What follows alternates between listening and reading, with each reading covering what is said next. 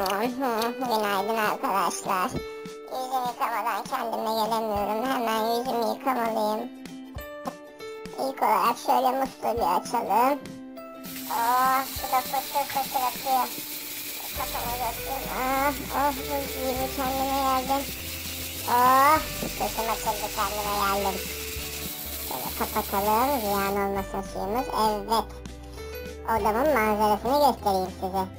Sıkı bir kahvaltı yapıp havuzda görüşürüz, tamam mı? Hemen kahvaltı yapıp havuz başına geçiyorum. Görüşürüz. Ve işte havuz başına geldim. Bakın, kocaman borudan ne kadar çok su akıyor değil mi? Bu da benim minik sandalım. Hop!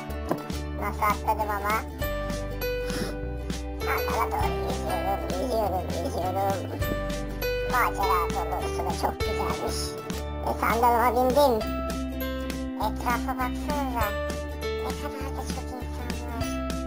Cıvıl cıvıl. Hop, düştüm. Şöyle rahat rahat bir keyif yapayım ya. Evet. Yazı çok seviyorum. Siz en çok hangi mevsimi seviyorsunuz çocuklar? Yalnız havuz da çok güzel. Yüzmeyi çok iyi biliyorum ben.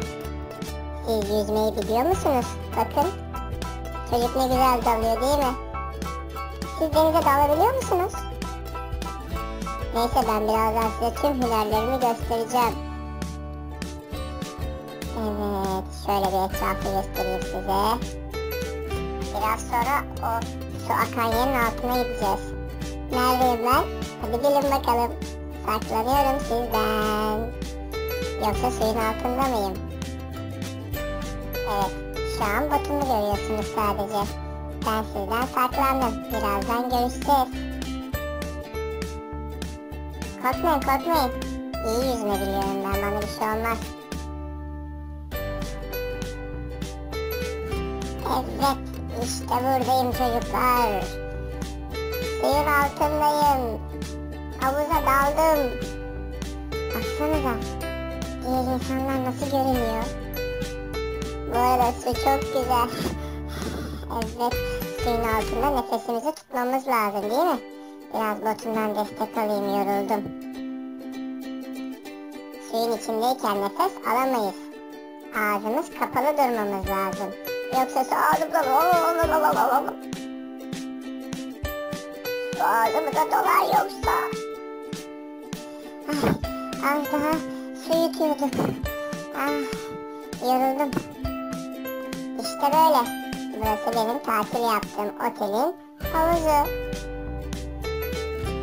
Tatili çok seviyorum. Tatili çok seviyorum çocuklar. Neyse, ben daha fazla konuşmayayım. Siz beni izleyin, manzaranın tadını çıkartın. Kanalımıza abone olmayı, yorum yapmayı unutmayın. Sizi seviyorum. Umarım siz de beni seviyorsunuzdur. Bye bye.